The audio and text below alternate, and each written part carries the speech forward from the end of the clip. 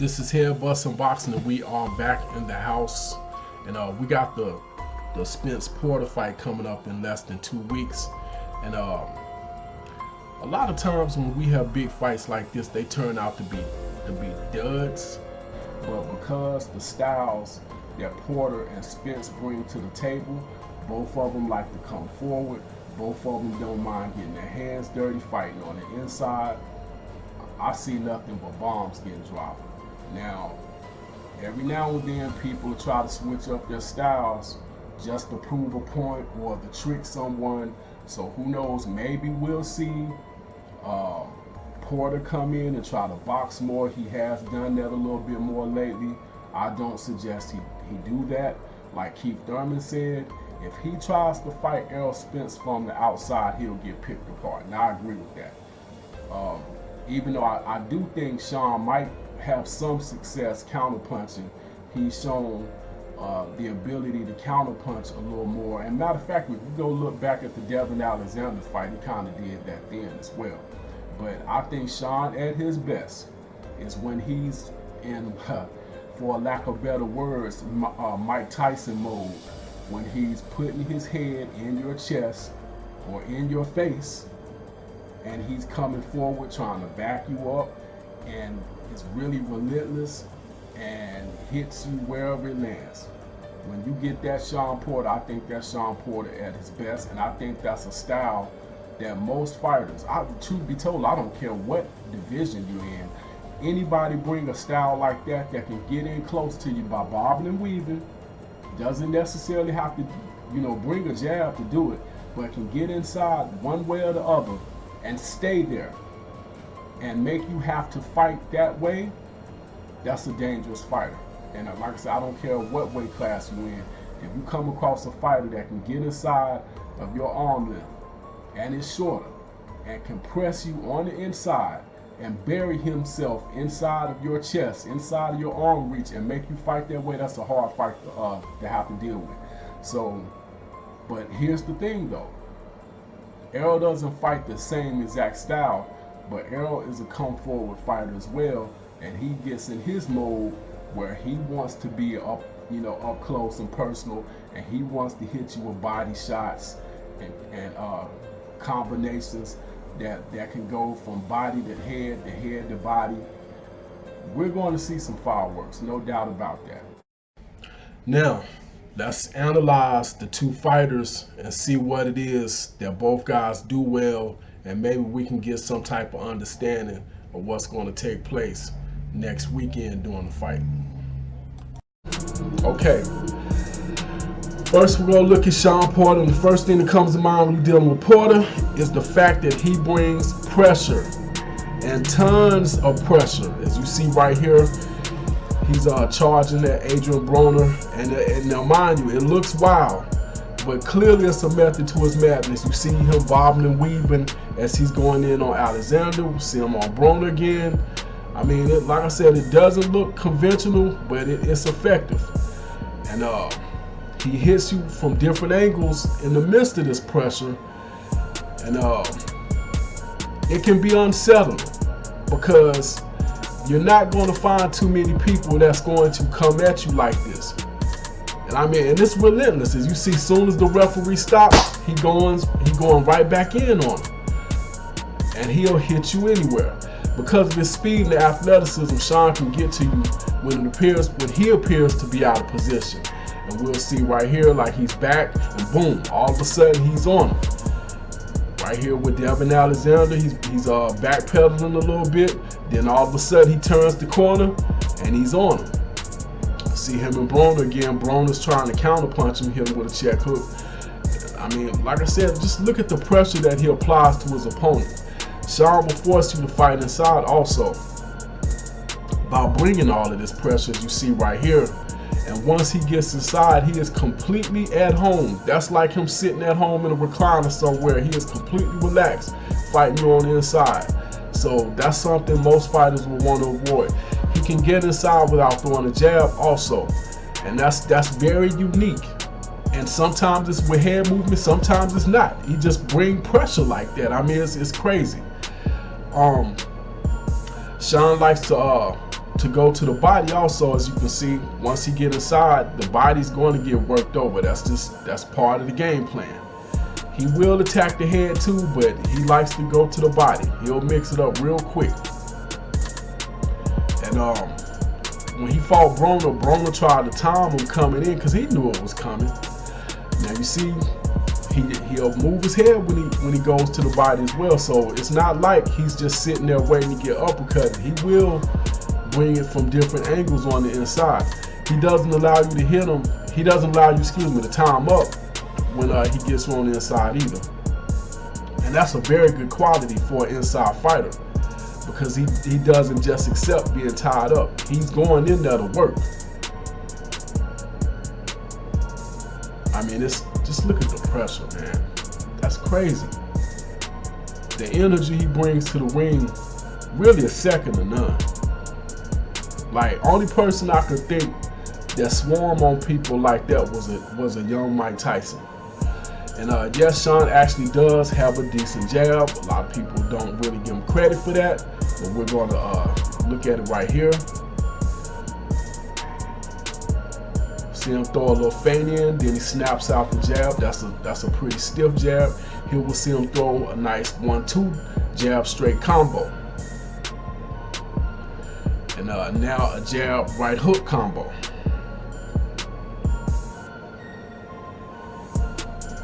And that was a beautiful combination right there. We see another one. Here we'll see Shawn double up on his jab and follow that up with a big right hand. Boom. And he threw a little weave in. We see Shawn throw a jab hook, then a jab straight combination. So I mean, Shawn can throw some combinations, man, like some nice ones. Sometimes Shawn will feint to set up his jab, as we saw him do earlier. Here we see him feint 3 times throwing the jab and a left right hook to the body.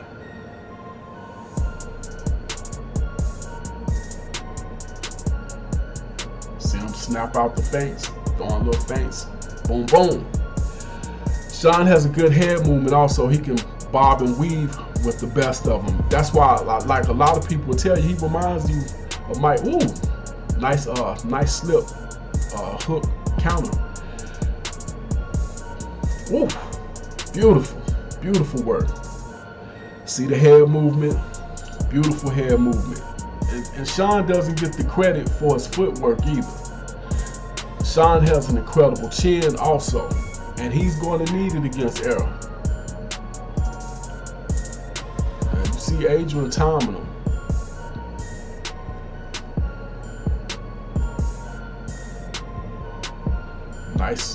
Nice counter punch by Adrian Broner, catching him coming out. Broner hit him with a lot of clean counter punches. When I went back to do the film session for this, a lot of the, really, Broner did probably a better job than what we gave him credit for. He walks through straight shots just as good as any fighter in boxing. I mean, the chin on Shawn Porter is incredible. I wish I could have got a hold of some Keith Thurman footage, because the shots Keith hit him with and he just ate and walked through was just crazy. See Broner catch him with the left hook.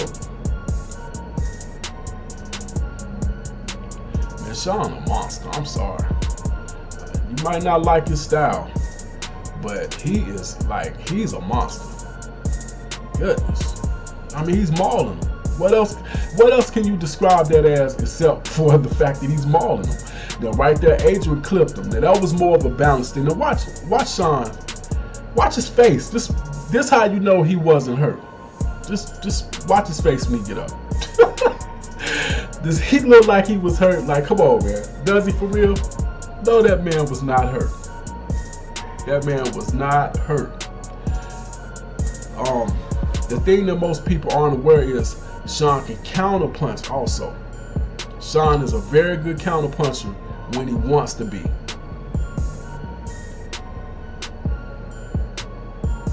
Beautiful counter left hook. Shawn likes to jump in. Well, Shawn likes to jump in, and sometimes this will get him cracked. a skilled opponent would use this against him and time him coming in or counter punching this. Like I said, Adrian did a lot of this when they was fighting. Matter of fact, he tried to rely on it too much, where he never initiated any other action, and that's probably why he lost. Matter of fact, I know that's why he lost. Adrian timed him perfectly coming in. Right here, watch this. Boom! Little check, left hook. Beautiful, beautiful work. I mean, Adrian did some nice things. Head movement, but like SHAWN just ate it. It's nothing. See, he clipped him dead on his chin. Perfect shot to the chin. Anyway, expect to see colliding heads with Spence and Porter fight, especially considering ERROL is a lefty and SHAWN is SHAWN. I mean, it's just gonna happen. Especially when you got two guys that like to come in and fight inside like that. All right, now the question is, before I go to Spence, is Shawn Porter a dirty fighter? Because Spence brought that up. And I mean, look, you see what they're doing, they're cleaning his face up. 9 times out of 10, I guarantee you, that came from him headbutting somebody else. And the best example is the Andre Berto fight. Now, I mean, you know, Berto was game, and I'll be honest, I thought Berto might have even pulled the upset if it wasn't, you know, like, look at how he's, you know, raking his head up against his face. I really thought Berto had a chance. He's coming in with his head butting him. And I mean, some of us, he's the shorter fighter, but he's definitely manipulating him backwards with his head. He's tossing him around. I mean, SHAWN is a bully in the ring. He is definitely a bully. Great body shots, though, but look at how he's maneuvering his head, putting it into his chin, putting it into his face. And if he does it just right, it doesn't affect him because he's using the top of his head. But even when he's like head level, he'll still rake you with his head. He don't care. I mean, like, look at Berto. Berto was swinging with him, then after getting clipped with his head a couple times, it turned and, hey, man, hold up. What's going on, ref? Help me, stop. I mean, get him off of me. I mean, like, what? He put his forearm in his neck. You know, you clearly see Berto complaining. And Berto's a tough guy. I mean, he is tough. He's not just a boxer. His whole family's in MMA. He's a tough guy. When he fought Soto Karass, he tore his shoulder and continued. He got stopped, but that was his first loss to somebody that was kind of shaky. But like I said, as you see, he hit him with the shoulder. I mean, like, SHAWN don't care. Just watch him work with the head. I'm gonna shut up for a second. Just watch how he work his head.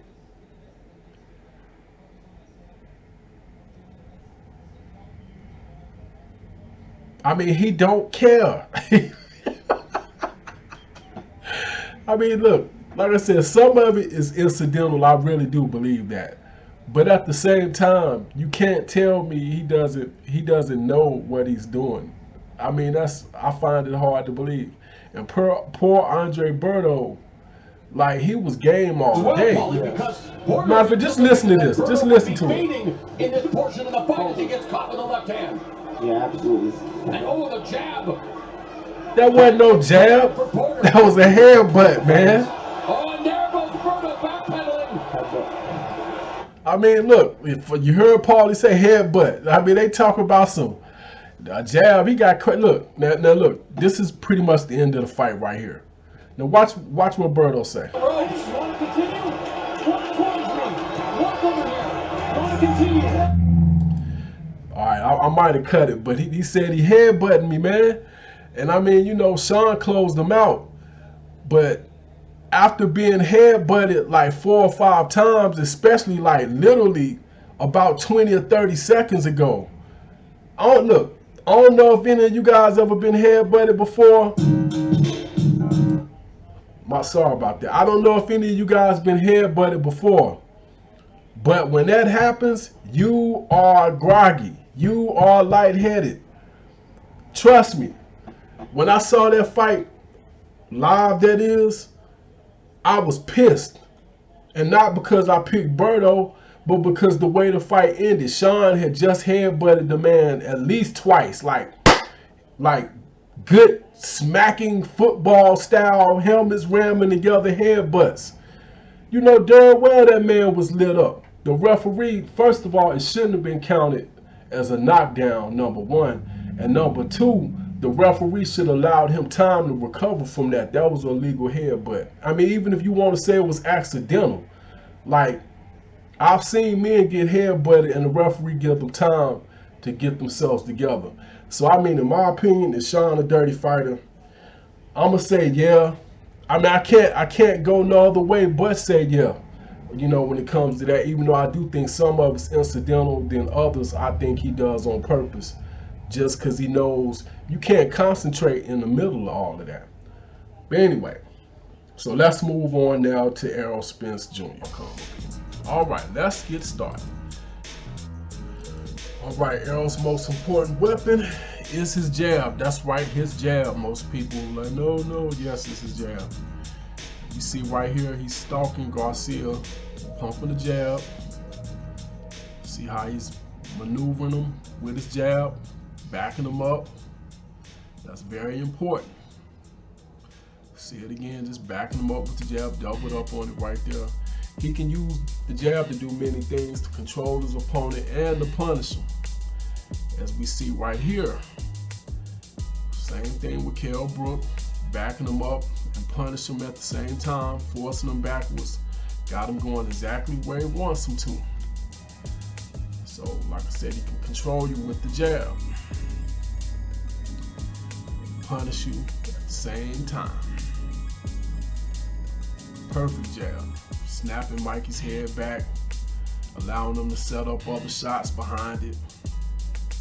Just stalking him with it. Controlling the distance. Watch how Errol uses the jab to set up the straight left. Now this is beautiful. Nice snapping the jab. And that left hand follows.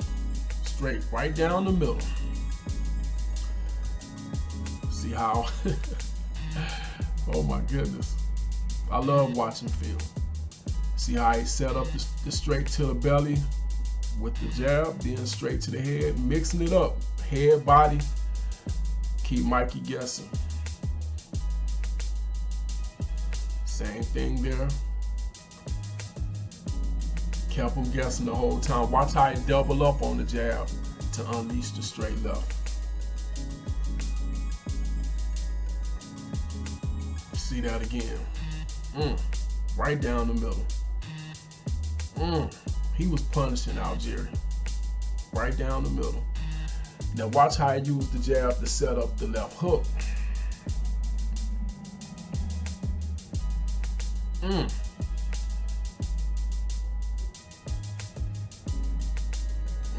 Goodness, that was a beautiful left hook. Beautiful. Beautiful work. Errol definitely knows how to put punches together. Now watch this. Look at that.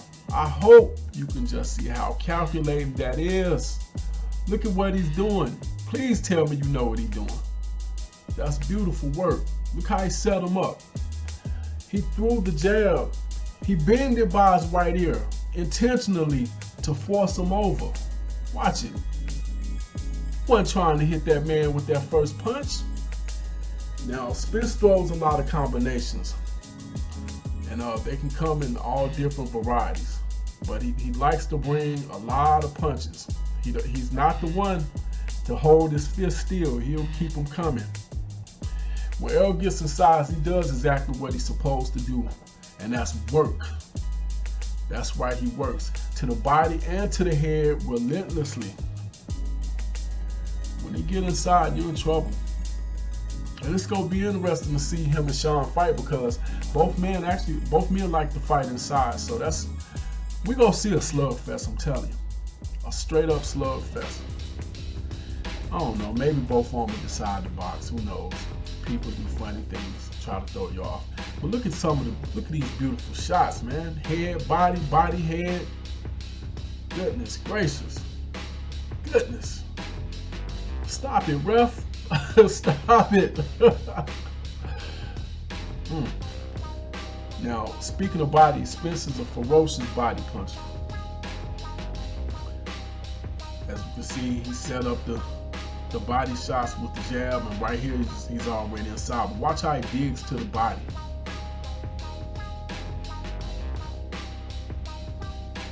Goodness. Errol likes to bring a lot of pressure and force his opponents to fight inside.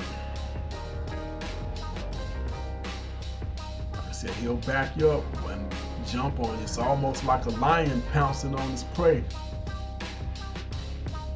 Just beating on you. He doesn't let up. Once he got you hurt, he will not let up. You better hope you can grab him like Hale just did. Chris Algieri's trying to, but he didn't give both hands. So he pounded till he let him go and just started working him over again.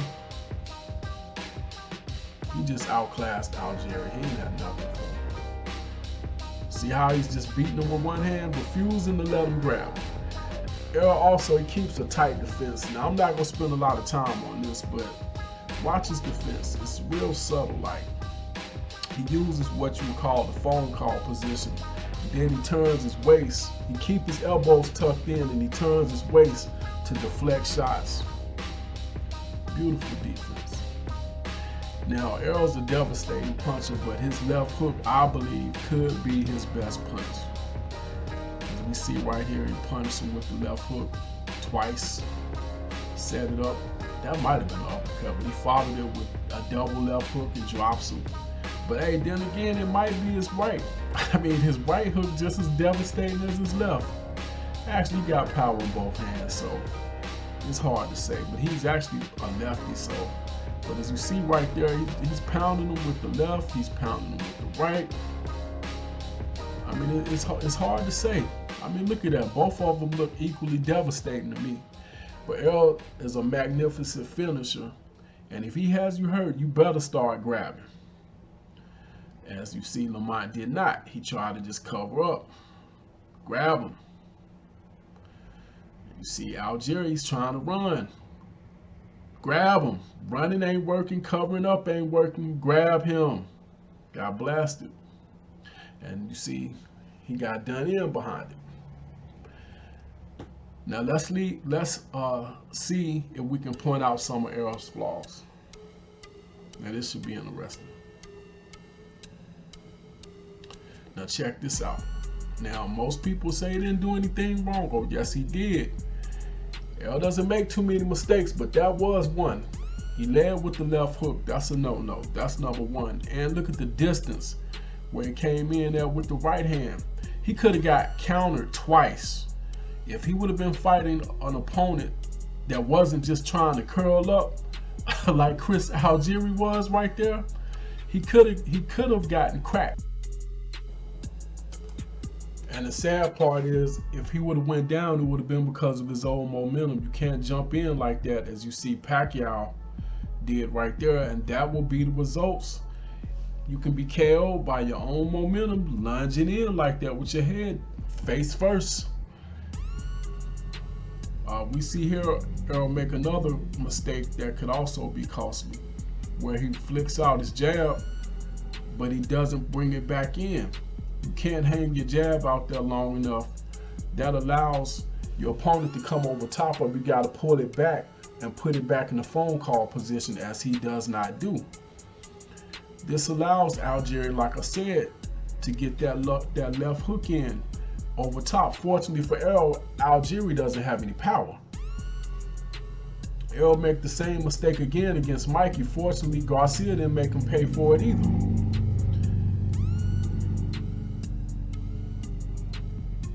And you see Garcia jabbing, boom. Errol throws the jab lazy, and Mikey comes over top of it. See, he never pulled his arm back. That's a mistake. He does that a lot too. SHAWN will make him pay for that, by the way. Watch him go over the jab with the left hook right here. Then he followed up with an uppercut. Here we see Errol not getting his right hand up in the phone call position again. Not getting that arm back up. See, goes to the body, Let's see it again. He goes to the body, but he did not bring his hand back up. I think what it is, Errol might have been trying to get off too much and just wasn't paying attention, but clearly he leaves his hand down. Sometimes Errol also squares his shoulders up. This make you more hittable. And I mean, you gotta like really pay attention to notice it. But if you look at his shoulders, his shoulders are starting to square up ever so slightly against Garcia, and that makes it easier for you to fire the jab or the straight right down the middle. See how like that was a perfect shot right there? See how you can see the gap now in between his arms? If he's turned slanted, that gap wouldn't be there. His left hand will be in front of his right. It'll be more of an angle. So you can clearly see him squaring up. Now, fortunately for Errol, most of his opponents aren't going to take advantage of that because they be scared out their mind by the time they get in the ring with him. But these are some of the flaws that you see Errol Spence make. And I'm going to go ahead and shut it down now. And but before I do, I'm gonna go ahead and I'm gonna make my prediction. Now, I'm gonna take everything into consideration. And first of all, the key I think to this fight is, will both fighters play to their strengths? And what I mean by saying that is, will Shawn Porter go in and fight his normal style, brawl, rough, rugged, you know, inside fight, or will he try to out jab Errol, stay on the outside some, and use footwork and whatnot and actually box Errol? And the question is, will Errol do the same? Will Errol fight more like he did against Mikey Garcia, or will he fight more like he did against Lamont Peterson? To me, that's the biggest key out of anything. I think Errol Spence might be able to win from the outside, maybe. If he tries to box and Shawn tries to rough him up, I think that would actually favor Shawn. But if both men do what they normally do, and it's, you know, going head up, I would have to give the advantage to Errol. But one thing I would find interesting to see how it plays out is the fact that Shawn is shorter. Will he be able to get underneath Errol on the inside, and will he be able to back Errol up? But with that being said, I think it's not quite 50-50. I'll say 60-40 Errol. And with that being said, I would have to take Errol Spence. Now, how he wins, that's a good question. Can he knock Shawn out? I would say no, unless he beats up his body and, you know, maybe get him on the ropes and just pound him out. But I don't see him like knocking Shawn out. Maybe a TKO stoppage, but I don't see him knocking Shawn out. I think it's going to be a war, and I wouldn't be surprised either way, but I would have to put my money on Errol if that was the case. And that's pretty much all I got. If you stuck around to the end, I appreciate it greatly. Hit that like button, hit that share button, hit that notification bell, hit the subscribe button, then hit the notification bell. Hit me up in the comment section. Let me know what you think. Does Shawn Porter have a chance? I say he does. Anybody with that particular style has a chance, because he can out punch you and he can wear you out, especially with the body work. And it'll be interesting to see how Errol takes to somebody getting to his body, if that is the case. Just like it'll be interesting to see Shawn Porter deal with somebody beating up his body. Neither one of those guys have been in the ring with anybody like what they're about to face. So it'll definitely be interesting. Like I said, hit me up in the comment section. Let me know what you think. And that's pretty much all I got. This is Head Busting Boxes on Fight Doctor. I am out.